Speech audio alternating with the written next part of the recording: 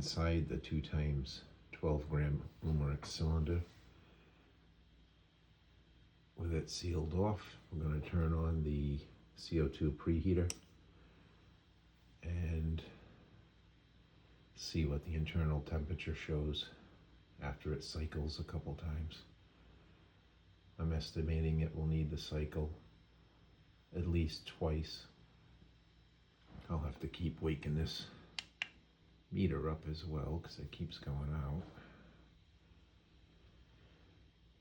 There's a Bluetooth temperature sensor inside the Umarex there, and the cap is on.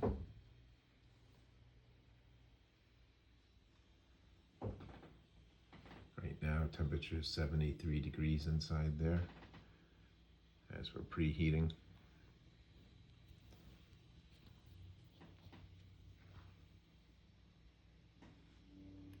This thing's ridiculous though, it keeps timing out.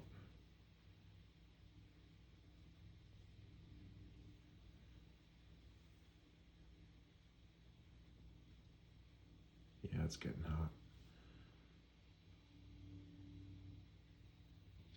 We're up to 76.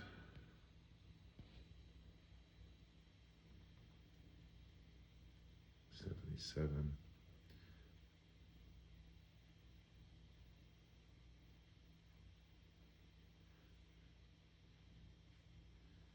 Yeah, that's ridiculous that this thing times out that quickly.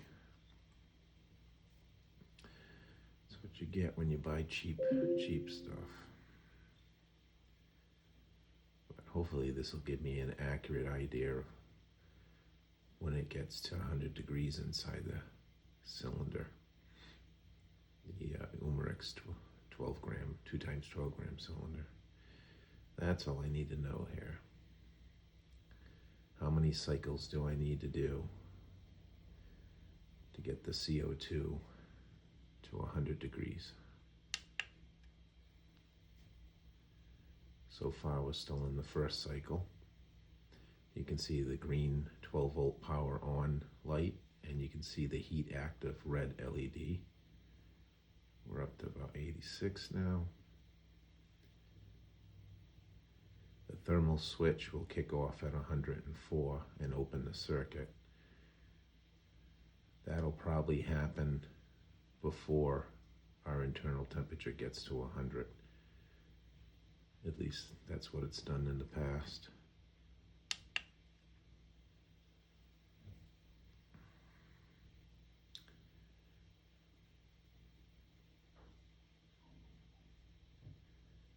This thermometer is designed for meat thermometer, cooking thermometer, so it's probably why it keeps glowing. All right, the thermal switch just opened. The red heat active LED is no longer illuminated, and we still have 12 volts going to the circuit, so we know that we haven't tripped a fuse in the control box or anything. On average, the circuit remains open somewhere between 1 minute and 2 minutes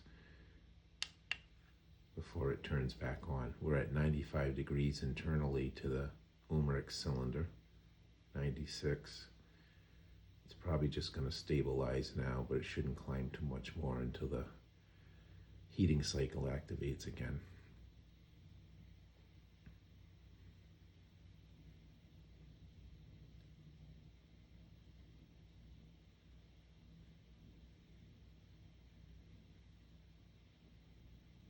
Although it is still climbing a little bit, even though the heating element is technically off right now. The ceramic heater, which is this component right here.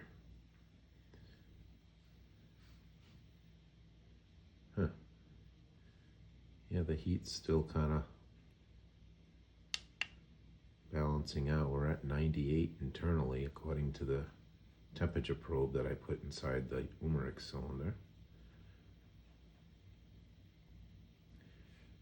So far we've had 1 heat cycle, and we're in a open circuit cycle right now.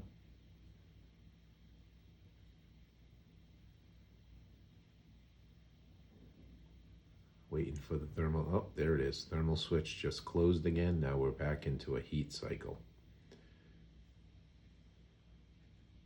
We're sitting at 98 degrees internally. Should start seeing that climb.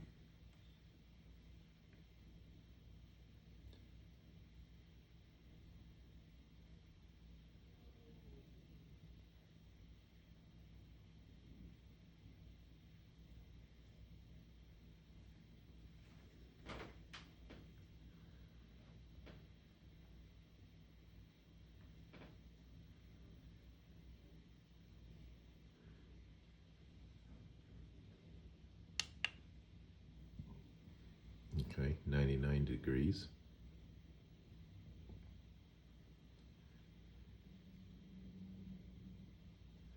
This is our second heat cycle. We just hit 100 degrees Fahrenheit internally.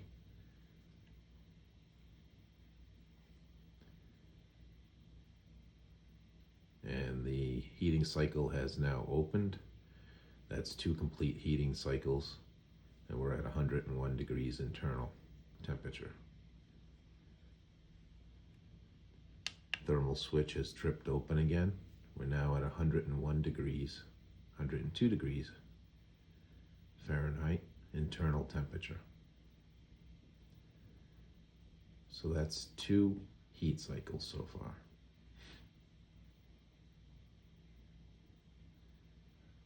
One thing I have no way of finding out is how long the CO2 cartridges, how long they need to be in that 100-degree environment inside the cylinder before they're saturated with that temperature.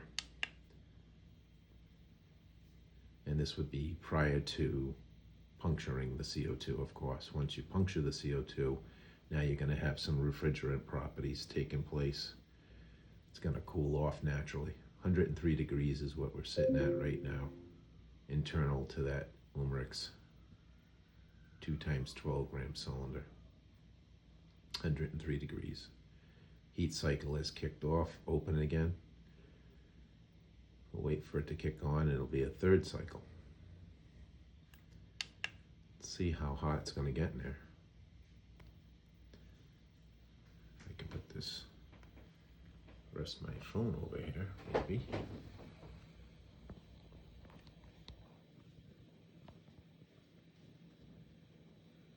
Maybe turn this.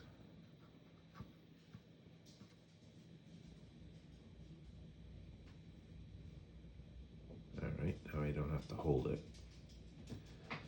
Also want to get my laser and take a reading.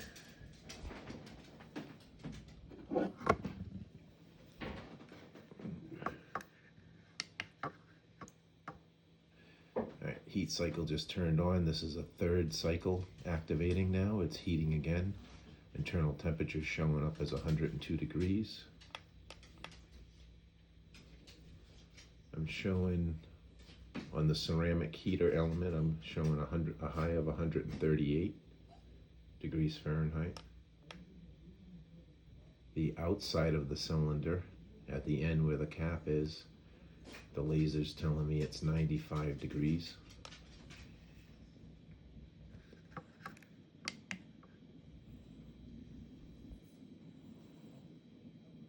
It is very warm to the touch. I would say that that makes sense. It's probably 100 and, it's probably 95 degrees for sure. Again, we're in our 3rd active heat cycle. All right, heat cycle has opened. Thermal switch has opened, I should say. Now we're in a off cycle. Still showing 103 degrees internal.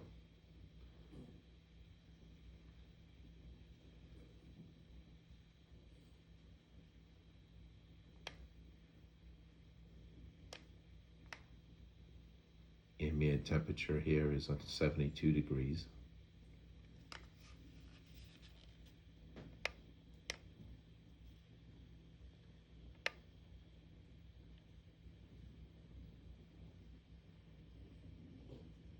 The outside of the body of the gun is at 73.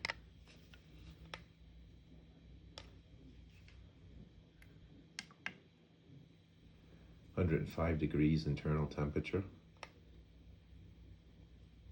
Waiting for the fourth heat cycle to come on.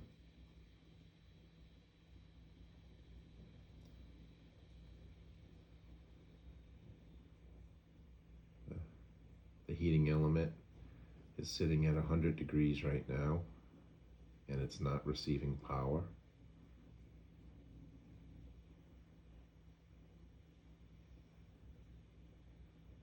Cylinder is around 95, 96 degrees on the outside.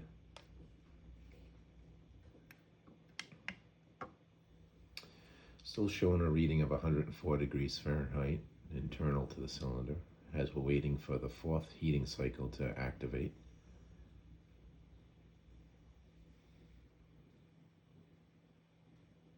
Things warm to the touch.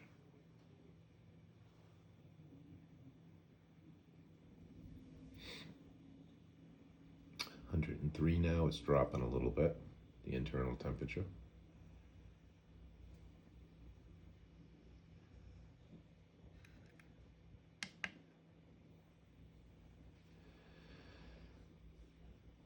Okay. All right, the fourth heating cycle has activated. You can see the illumination of the red heating active LED. The thermal or heating element is warming up. It's currently reading about 135, 138, 140, 155. So it's coming up here. 102 degrees internal to the cylinder.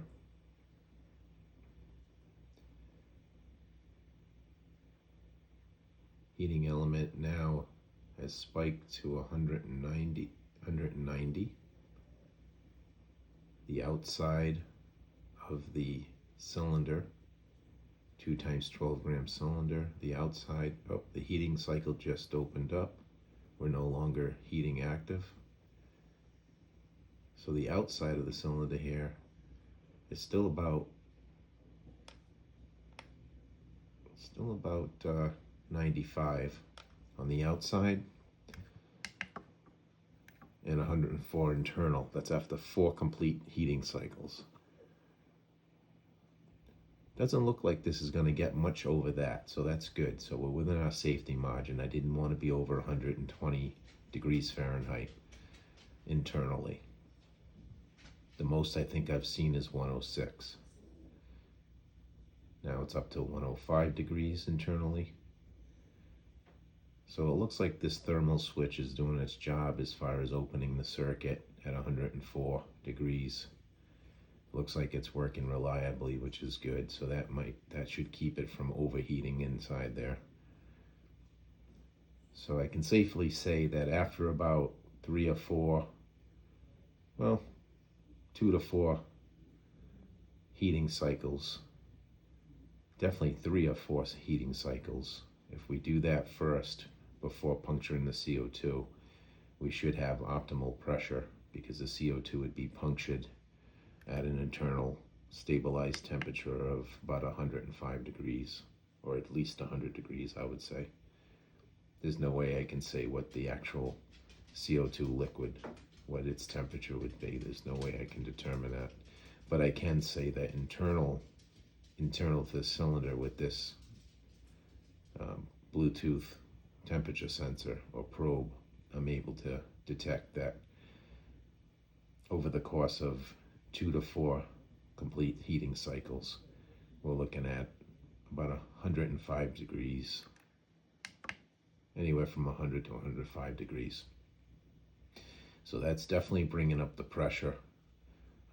Previous tests have showed that the refrigerant properties, once the 12 grams are punctured, the refrigerant properties has not overcome.